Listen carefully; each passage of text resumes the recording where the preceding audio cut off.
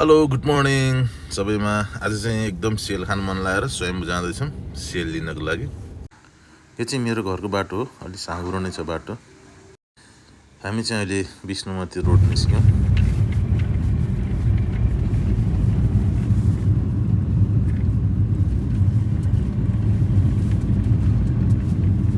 अहिले चाहिँ हामी शेषमतीको विष्णुमतीको बाटो हिँडिरहेछौँ। खोलै खोला चिसो छ, बाइकमा जानु मन लाग्यो, त्यही पनि चिसो भएको भएर चाहिँ गाडी नै लिएर जाँदैछौँ। सेल चाहिँ शनिबार खानुपर्छ कि मलाई। सेल मालपुवा त्यसपछि दुध भएको चिया आदि माना यत्रो भाँडाले खानुपर्छ। जय शम्भु शम्भु शम्भु।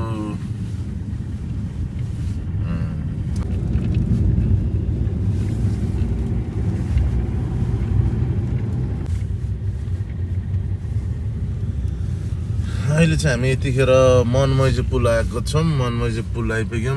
अब यहाँबाट 5 मिनट 7-8 मिनटमा पुग्छौँ स्वयम्भू। यार लास्ट जाम पऱ्यो, बाटो नि लास्ट अप्ठ्यारो रहेछ। यतिखेर एकछिन जाममा बसेर भए पनि बस पार्क पुल आइपुग्यौँ।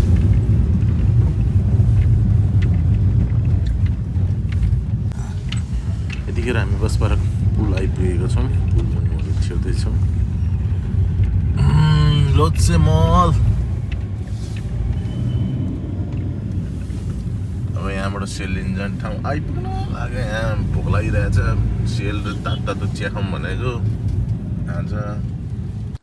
यतिखेर हामी बालाजु आइपुगेको छौँ। यहाँबाट सिधै पारी जान दिँदैन, अगाडि गएर युटर्न गरेर आउनु पर्ने भयो।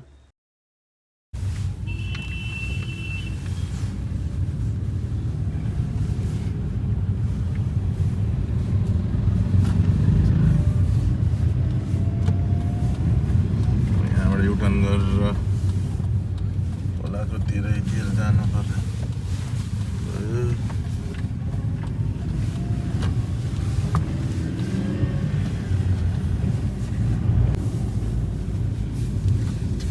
चिक्री तातो सेल बिक्री यहाँबाट हामी पुल तरेर अब सिधै जान्छौँ सेल रोटी खाने ठाउँ आइपुग्नलाई पाउने। हामी चाहिँ स्वयम्भू उकालोमा अब आइपुग्न आयौँ। अब यहाँ पहिला अझीमा हल थियो, सानो हुँदाखेरि हामी कति फिल्म हेर्न आउँथ्यौँ।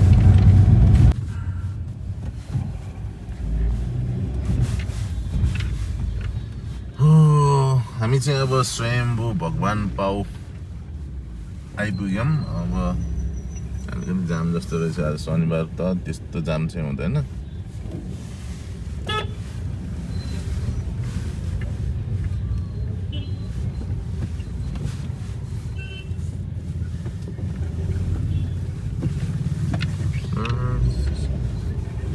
जय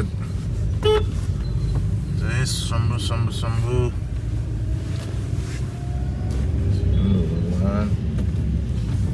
अब सेलरोटी यहाँबाट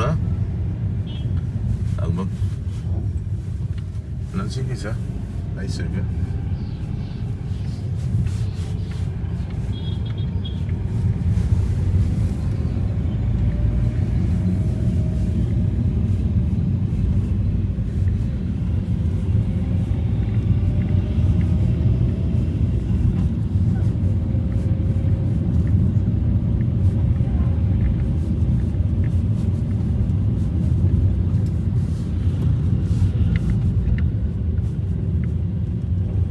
मान्छे टन्नै छ।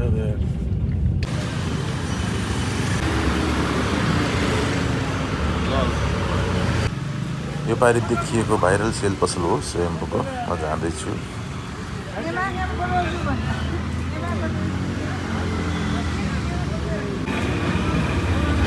यहाँ 4-5 जना त नन स्टप सेलै मात्र पकाउने दिदीहरू हुनुहुन्छ। ओहो भ्याइ नभ्याइ चाहिँ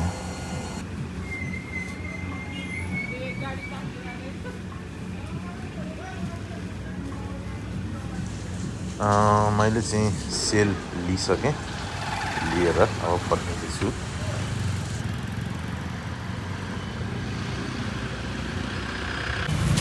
चाहिँ सेल किनेर ल्याइसकेको छौँ। अब घरमा तातो दुधसँग आलु चना पनि लिन लागेको थियौँ, तर आलु चना पनि धेरै भिड रहेछ। त्यो हाम्रो त्यति मन पनि पर्दैन मैले यो चिज चियासँग खानु। Thank you. हाम्रो चाहिँ सेलसँग खाँदा एकदम स्पेसल चिया बन्दैछ। लगभग अदरक हालेर अदरक मार्की है। अब एकैछिनपछि हेर्नु है त कस्तो हुन्छ चिया।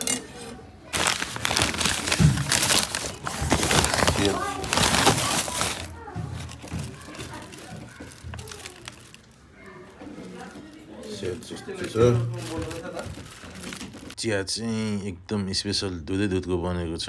हाम्रो घरमा सधैँ यस्तो नै बन्छ।